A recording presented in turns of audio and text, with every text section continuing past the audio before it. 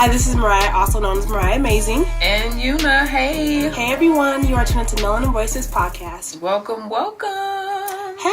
How y'all doing? How's everybody doing? I always ask that like they can answer like right now. Right now, I'm here. But I want you guys to know, I want to know how you doing. Right, so write it in the comments, let us know. Yeah. How was your weekend, Mariah?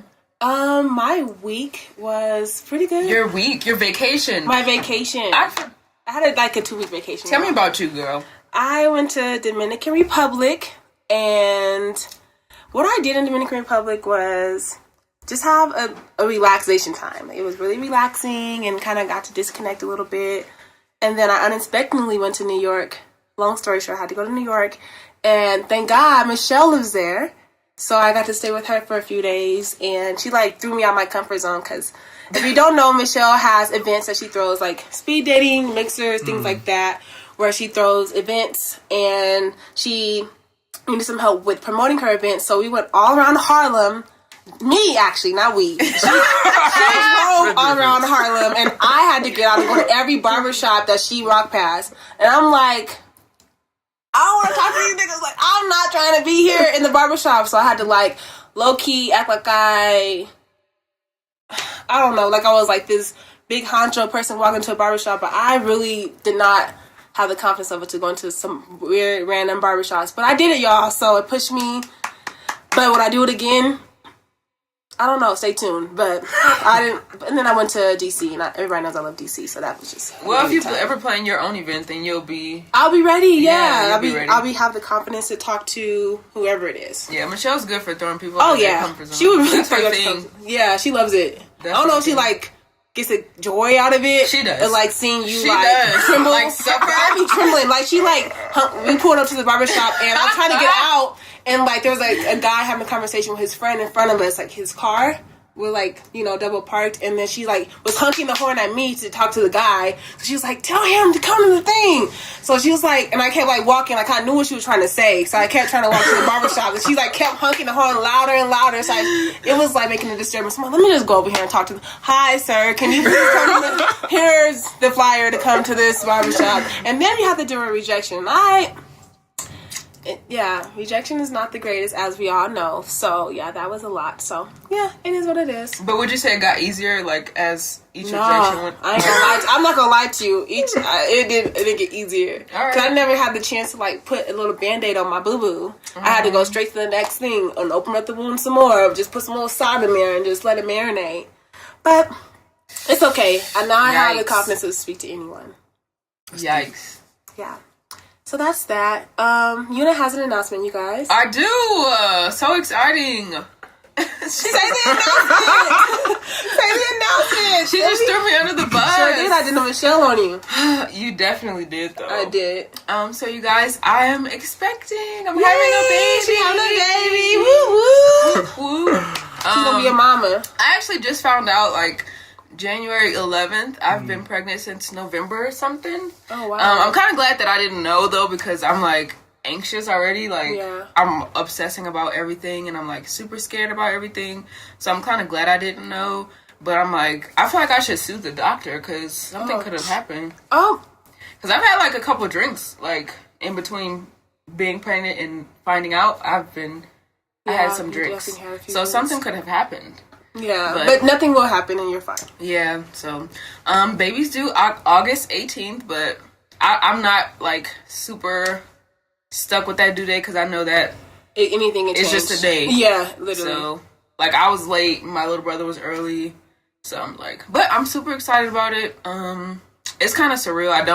I'm still in disbelief. Yeah. Maybe when I start showing, because I'm a little fat, but I've been fat. So oh my God, we're not going to even do that. Anyway, seriously, let's talk about our guest that's on the show. Yes. If you guys are who's this guy that's sitting next to y'all? I haven't even mentioned him. Yeah, we rude.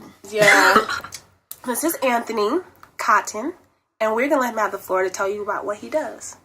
Yes, indeed. So my name is Anthony Cotton. This is family. We go back to 9th grade, 10th? High school. Montbello. Bellside days. Bellside. So this is family. Oh, I'm comfortable. Wait, here. hold up. What happened?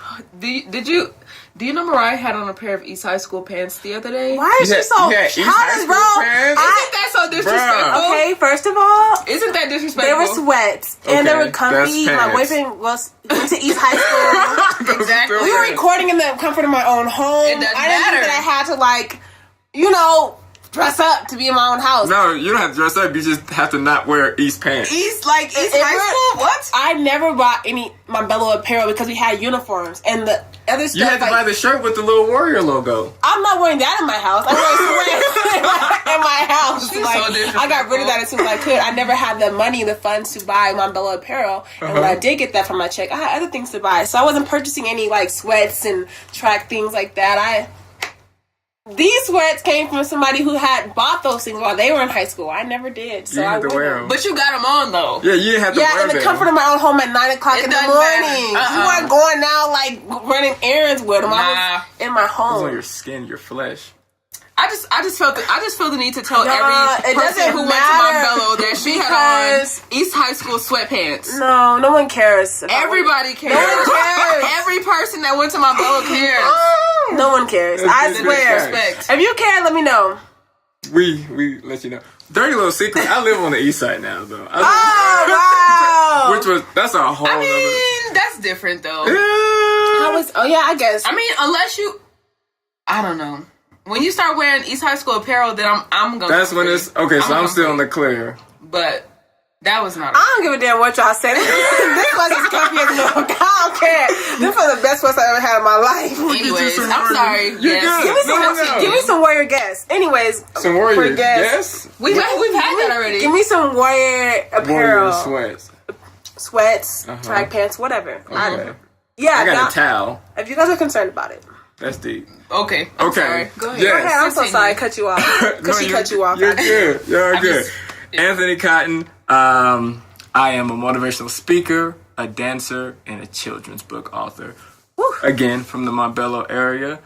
Grew up there, moved to LA for 6 years, had a baby, moved back, and just on a journey right now. Sorry, it's funny. Okay. Sorry, y'all. Behind the scenes stuff. They're probably like, we ain't don't saying worry nothing. It's fine. We're not laughing at Anthony, just so y'all know. They're gonna be like, they're trying to shake him. We're laughing at him. You're no. But that's cool. And so basically it kind of tunes into what we have him on the show for. Yeah. Which is Jack of all trades, because he does so many things. Yes. And we just kind of want to speak about being able to do all these things while, just kind of spreading your talents. Yes. And being a multifaceted person. Yes, while being a husband, while being a dad. Whew. So that's a lot. The plate is heavy. But before we dive into that deeply, I want to redefine Jack of all trades, because I think some people have a negative connotation of it. Exactly. Mm-hmm. And there's some people that are you want to be the owner of Taco Bell, then you want to be a dirt man, and then you want to be a construction driver. You can't figure it out. But for me, I just think that God gave me multiple gifts. I can't explain why. He just gave me multiple gifts, and a lot of people have tried to tell me no, just do one thing, pick one thing. But it's I feel like I would be doing a disservice to myself, to the world, if I was to just stick to one thing. And the things that I do all have a consistency of trying to inspire others, trying to make other people, see that they can be the best version of themselves. And we're all multifaceted, all of us. None of us are just one thing. So I feel people when they're Jack of all trades, master of none. I understand that. In the same breath, I don't think we should limit ourselves to if we're good at multiple things, being just one of them. Yeah, I can see that being a consistent reoccurring trend for you, that you are an encouraging person. Yeah. Rather than it's I'm a ballet dancer, and then I do trap music on the side. It doesn't. That'd be a dope ass. Not to say that it's a problem at all. I don't think it's a problem at all. But I think all the things that you do connect. Yeah. Yeah, for sure. Yeah. That's a great way to put it. They all connect, and I think it's just different expressions of who I am. It looks like speaking sometimes, it looks like writing sometimes, it looks like dancing sometimes. Right. Yeah, and I'm not knocking you if you want to be a ballet dancer and do your trap star. I'm not knocking you. That's awesome. I'm questioning that though. You got to explain that to me. That's awesome.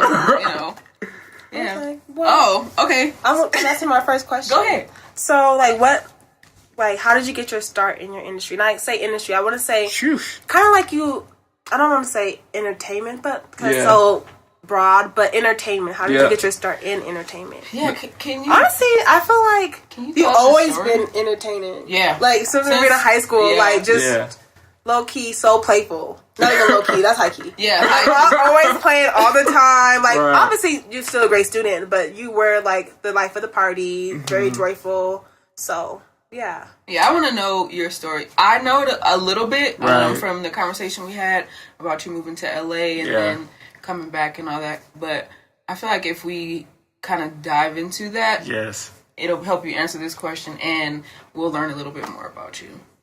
Yes, indeed. So the start of it all is super strange.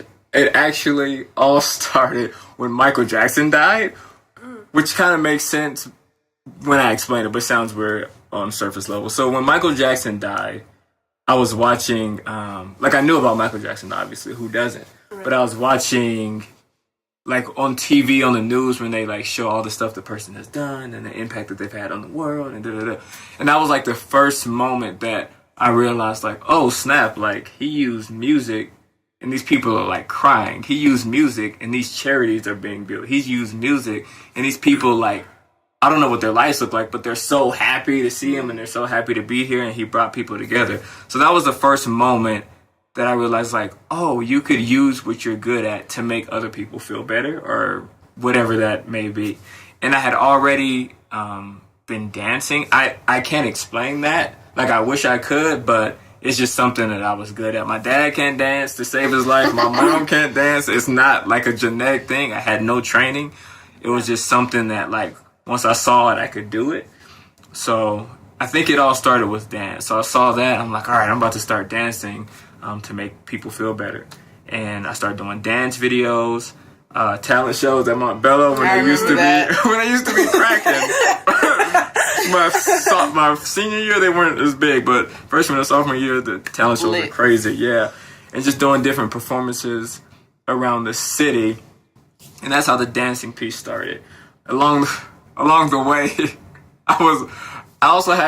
I thought, so since I dance, I gotta sing. Like, come on, I'm about to be the next Chris Brown, but the problem... You swear! I really thought that, though. I was like, obviously, if I dance, I gotta sing, too. So I pursued that for a little bit, and then realized I couldn't sing, so that was a painful revelation. But then I realized, like, I could use my voice and, like, how I would write songs in a different way. So, like, instead of being on stage singing and doing like that, I could still use my voice. I could still use my words to inspire people. And that's how the motivational speaking came out of that. Mm-hmm. So it started off as I'm going to be the next Chris Brown to, okay, I can dance and I can use my voice, not in that same way, but in the way that works for me. And I've always been good at also. And then children's books came along with that. Well, that was a long time down the road, but that's how it all got started. So after graduating high school, which I thought was super normal, and now that I look back at it, I'm like, I was crazy. So we graduated in 2011, and then I didn't know what I was going to do. So I just moved to LA at 18. And like I said, when I look back on that, I'm like, that was crazy. I didn't know anybody there. I didn't know where I was going to eat, I just bounced. But I moved out there, got signed with a talent agency, started doing more dancing stuff, more television stuff, and the ball just kept rolling from there. Wow. Yeah. I'm sorry. I'm like into it, like I'm watching TV, like, tell me more. Yeah, no. So, being this jack of all trade things, how do you think that's it? I'm sorry, y'all, I'm itching. It's cold and my skin is dry. So excuse me. I got eczema. How do you think being a jack of all trades is achievable? And how do you think that's achieved, I guess? Step one, you have to be good at whatever it is. Like, just because, and I'm guilty, because I told you, I thought I was about to be an R&B singer, and I couldn't sing. Like, I was trash. Like, I was Ice JJ I couldn't sing. Step one, like, if you have multiple interests in multiple industries, like, there has to be some type of evidence that you're good at it. Like, when I was a kid, and I was in the 5th grade. We all went to speak at town hall, and I was the only person who didn't write their notes down. And like all the parents were like, "Oh my gosh, that was such a..." Like there was evidence that I was good at communicating through words. When I danced, people liked to dance. People would go crazy at the talent shows. I would do a dance video, and people would come up to me like, "I saw your video." Like there was evidence that I was good at it. Mm-hmm. So step 1, just because you like it, that don't mean you should do it. Right. Step number 1. You listening? And then after that, I think finding, and it might not be this easy for other people, but finding, like we said in the beginning, the consistency. Like if you're doing multiple things, like do they connect? Mm-hmm. And if they don't, which one is more important to you? Right. Like if you want to be a chef and you want to work in the church, but those two things don't connect. Not saying they can't. Yeah. But if they don't connect, you got to see like what's more important than you, like making people feel good through food or making people feel good through religion, like whatever it may be. Mm-hmm. But for me, I was able to develop a consistency between all the things that I do. And I was able to inspire through talking. I was able to inspire through dancing and merge them. Like when I go to schools, the first 10 minutes we do a dance performance, we play games, then I do a speech. So it fits into one. It's not like I have to do this here and do that there. They can come together. Right. Yeah. So yeah, I would say one, just like be real with yourself, like self-assess, like see if you're good at it. And if you can't be real with yourself, ask other people if they think you're talented at it. And then 2, find a consistency between those things if you're going to be a jack of all trades or if you have multiple interests. And it's the best time on earth to be like all that you are. Like I think, especially like speaking from an artistic standpoint, like there was a point in time where you had to be something. Like for example, like there was a point in time where you had to be a gangster rapper. Like everybody, like 50 Cent was out. We was wearing the baggy jeans to do it. Like you had to be a gangster rapper. Right. And that's how you made it. That's what people wanted to hear at the time. Now, literally, you just have to be you. People just want you to be authentic and bring whatever you are to the table, all of what you are. And like, as long as it's real, it's you, then I think the people are going to love it. Yeah. But they can smell if it's not you. And if you suck at it, then that's obvious. Yeah, right. I think, speaking of that, I think that it's great to definitely try all that you think that you are good at. Test it out. And that's the only way that you're going to know, okay, I love this. I want to continue doing this. Or maybe I'll just do this at home. Maybe I'll just do this as a hobby. Maybe I'll just do this on the side. And then there's this thing that you try and you're like, I have to do this all the time. I want to work in this particular thing. Mm-hmm. I think that, so it's important for me to go ahead and try the stuff that you want to try. I mean, what else do you have to do? Like, that's real. I think also to add to that, you guys, maybe like mastering your craft, because you may love it and you may try and like, I still love this. I'm not great at it, but I still love it. Right. But if you master it and you continue to practice and you're, gaining more skills, gaining more, because I can honestly say, if you go back to like our first podcast recording, that's real. I did not know how to mix audio that well. Like I wasn't really. Now she a beast, y'all. You get down? Oh my god, bro. Now I can like mix it within like maybe 20-30 minutes. But at first it took me like 3-4 hours, like maybe sometimes 5 hours to just get one track on. Wow. But I was consistently like, I'm doing this. Like I have to set aside this time to get this. Or I would watch mad videos. Yeah. I would ask people like, how do you do this? What mics do you use? What do you find that works for you? 'Cause I really was dedicated to mastering this craft. Or even with my YouTube channel, like there's like, I didn't know how to put some graphics in sometimes. So if you like go back to my beginning, it was like really like sketchy, like, what is she doing? But now it's like, oh, okay, I kind of see where that connects. So if you really want it, you have to like show and prove to yourself, not anyone else, but like to yourself, like, okay, I like this, but to be honest, it's going to take me some time to actually really develop those skills to continue this. Yeah. So, and if you're really into it, you got to keep going. I'm sure like the first dish you ever made, I was just about to tell. Yeah, you were like, oh, wow. This was since I've been working in the kitchen, at first I like loved it, and then I found out that I wasn't as like fast, which I know I don't cook fast. It's just not something that anybody I ever cook for will tell you it takes me forever to do something. But so that was like when they told me like you need to speed it up, it kind of crushed me, and I was like, this isn't for me. But I just sometimes was just like, just stick with it, just keep going with it. So as I'm staying there, I'm building up my speed, but I still don't know, like, is this really providing? Is this really giving me? Is this really something I want to do as a career, right? Versus something that I want to do for my family, right? You know, kind of thing. So I definitely get what you're saying. Because you're not going to be fucking excellent at everything you do when you first started. Right. It's not life. That's not how things work. I'm sure Picasso had to keep practicing. No, seriously. Yeah. Yeah. So that's a great point. That is a good point. Yeah, time will tell. Like, I think... Absolutely. Time will tell, like, once you keep doing it. But that's when I say people have to be real with themselves, because... Right. I agree. Mm-hmm. You can start off, none of us start off great. That's real. You can start off bad, but if you're doing this thing for 2 years, 3 years, 5 years, and you're not improving, I think you have to be able to say, like, this is just not me, or this is just not the way. Right. Like, it's, I'm like on the track, but maybe like it's just something a little different. Yeah. And time will just tell. Like, life is, nothing is going to be easy. So if you really want it, you keep doing it, and then once you face that resistance, that's when you're going to know, like, if you're really wanting this thing. Right. A lot of people think they want it, and then they have to back out because it just gets too hard, or you get punched in the mouth. So I think if you're able to, like, with the editing, you're like, I watch videos, I study. Like, if you're willing to do that, then you probably are on the right track. But if it's like, man, this is hard, this is dumb, then, you know, this might not be for you. Right. If you give up too easily. Yeah.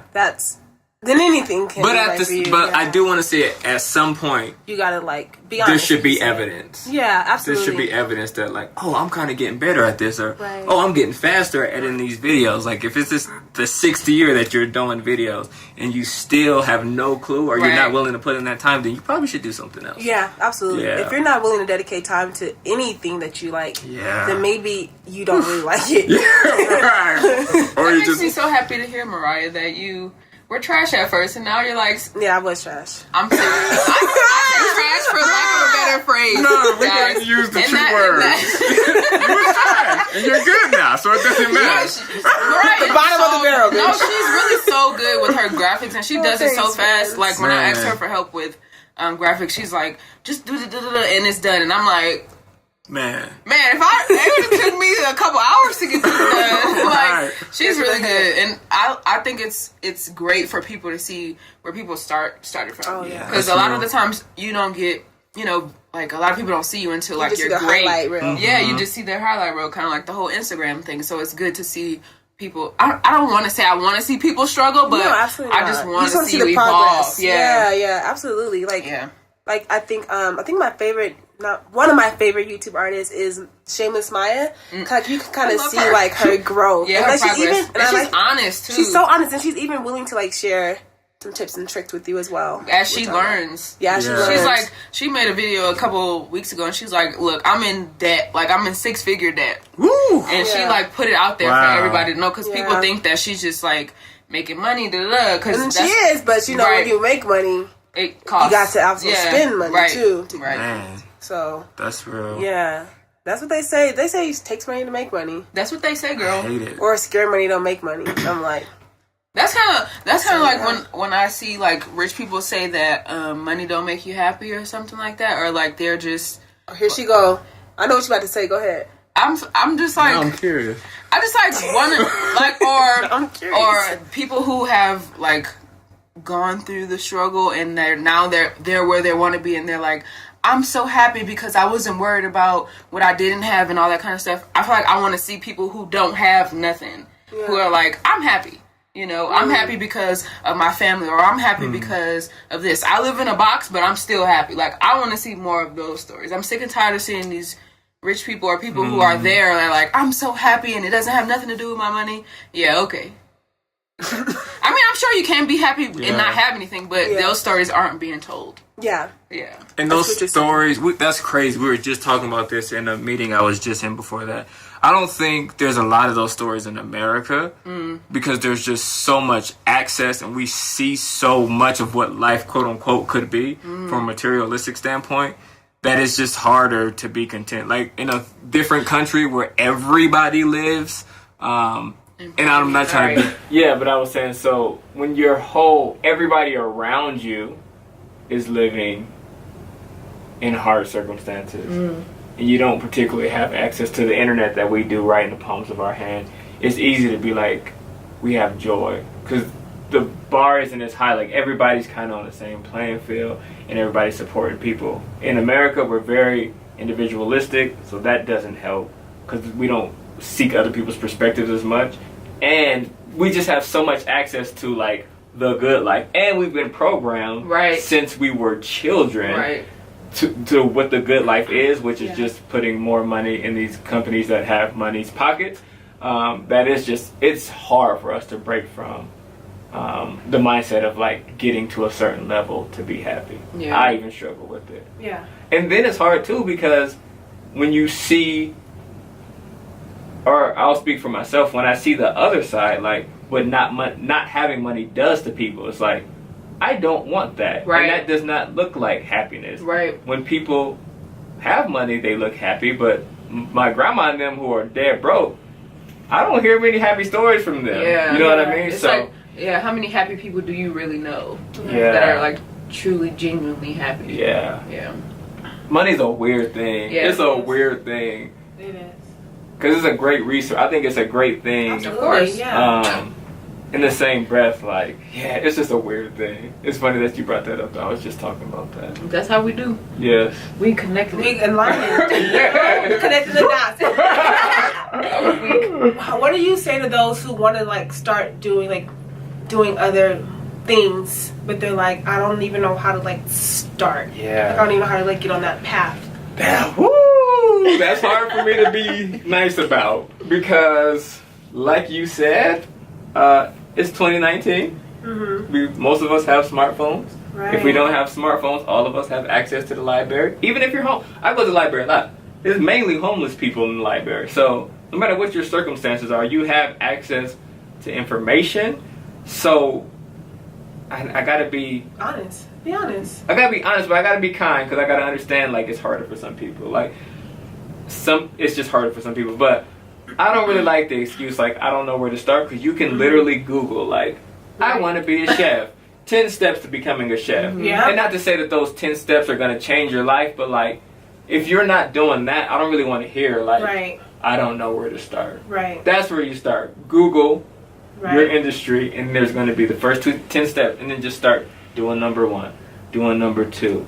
That's what I would say to people who have a hard time starting things. And I get it, like, just don't talk, just do it. That sounds so simple. I know it does. That's oversimplified, but, like, we can really talk ourselves out of, like, oh, this and that, and I got a job, and nobody in my family's ever done that, and like, that's only for those people. Then you be the first to do it. Yeah, like, just do it. Just start the process. You don't got to blow up tonight. You don't got to do it. You don't even have to have it right. You have to be good the first time. You don't. Just test it out. Like, just start.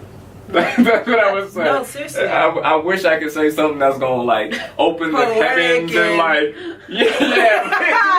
it's not. Be quoteful. Yeah, it's not. Is that a word, quoteful? Quoteful. Hey, I keep making that word all the time. That's quoteful right there. A word. I'm saying that for the rest of my life. That can be used. I'm mad that you're turning into a human dictionary. Right.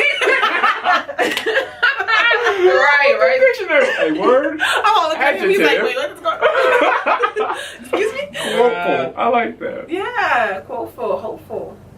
Now you're a rapper. Yeah. I gotta be with myself. But no, let's get off this before Mariah. Okay. But anyways, just take that first step. That's it, you guys, for our Jack of all trades. Yeah, thank you. Well, we're not done. We're not done with the episode. No. We're just done grilling Jay. I keep calling you Jalen. Oh, yeah. So what do you prefer to go by now? Anthony. Yeah, I think I preferred to go by Anthony in high school too, but... Did you? Yeah. Why did you not tell me? Everybody came in calling me Jalen. Like, why? So, why didn't you tell us? Like, people didn't know that I was me. Like, some people knew Jalen, some people knew Anthony. Y'all niggas don't know me. There were people who actually didn't know I was me. They just knew me as whatever name they knew me by. Where did that come from? Like, why did people start calling you that? Yeah. Jalen's my middle name. So I get that, but why did they call? Eyes on God. Okay. Sorry, y'all. My little camera is really testing me, so we're gonna get back to it. But yeah, anyways, that's it. What were we talking about? I don't even know. The camera done pissed me off. But we're talking about just starting. Yeah. Watching the back. I feel like we moved on from that to something else. We did. We moved on from that to punching the camera. Yeah, I was. I said, "Oh God," and I jumped up.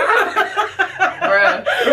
Mariah always be wanting to fight somebody. Despite what y'all... camera, I need to buy another camera. But then, they're expensive. They are. It's but yeah. They are. I do try to find everything. Oh, we were talking about your name. Your name is like never told anybody like, hey, that's my middle name. My real name is Anthony. I mean, I have a middle name that people could call me, but they don't call me it. So I'm trying to see, why do people call you your middle name? Maybe because I don't know. Maybe because my dad's name is Anthony. So when I was little, they called me Jalen. Yeah. And then they started calling me Jalen. Friends and family, I went to high school with every single one of my cousins. Gotcha. So they brought that name into high school, and then I was 2 people. And then other people thought, they thought I was Tiaja. When Tiaja first came to our school, they got us. Y'all don't look nothing alike. At all. You gotta ask them. But there was a big confusion there, too. I thought that y'all ever looked like I guess. I'm not saying it's true or false. I'm just saying. That's so weird. That's what it was. That's weird. Right. Y'all are weird. Better yet. But yeah, no, that's it. That's all.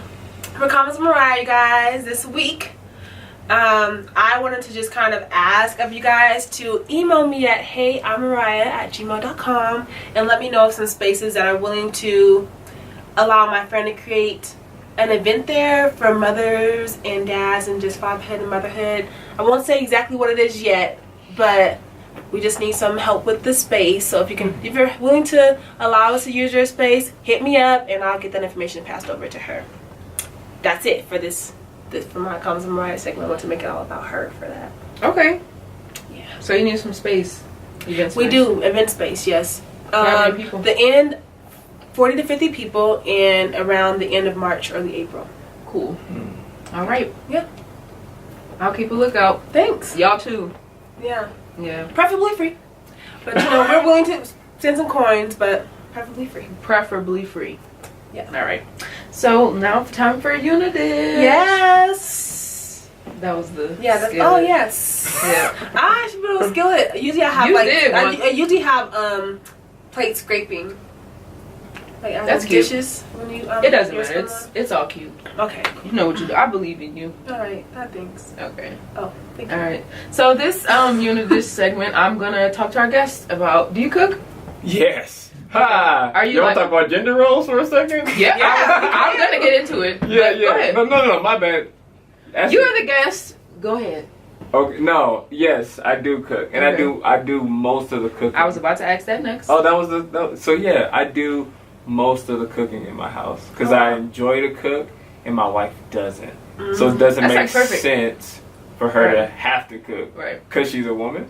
So I do the cooking in my house. So let's talk about gender roles. Do you guys confront to gender roles in your household? No, we do whatever. Like I don't know what the heck it is, but me and my wife we live together, work together, and do all of our entrepreneurial stuff together. Like everything's together, and for some reason I'm not tired of her. That's crazy. Yeah, she doesn't get on I might get on her nerves. I'm a little more high maintenance than she is, but I might get on her nerves. But she definitely doesn't get on mine, and I don't think she would say I got on hers either. But no, so we do it as if we were a team. Like, what are you good at? Do that. Oh, you like doing dishes? I hate doing dishes. Right. Do that. And it's not because you're a woman. It's because I hate doing dishes. Right. I like to cook. I enjoy the process, and I'm just super picky, so I know how I like my food. I'll cook. Like we definitely don't conform to what society or anybody says. I do think there is a place for a man and a woman in the house, and it makes a complete picture for the family and for the kids. I do believe that, but we operate off of the strengths and not like what you're supposed to do. Right. Yeah. Right. So I know that you have a toddler running around the house. Yes, 1 year so I want to old. know, one, what's your like go-to quick fix kind of thing? Like when you're like, look, I'm tired, but we need to eat, so let's do it. Not fast food. Okay. Not fast food. And then I want to know, when you have a little bit more time, what do you like to cook? What do you like to spend more time cooking? Dang, fast. Lately, what's been fast is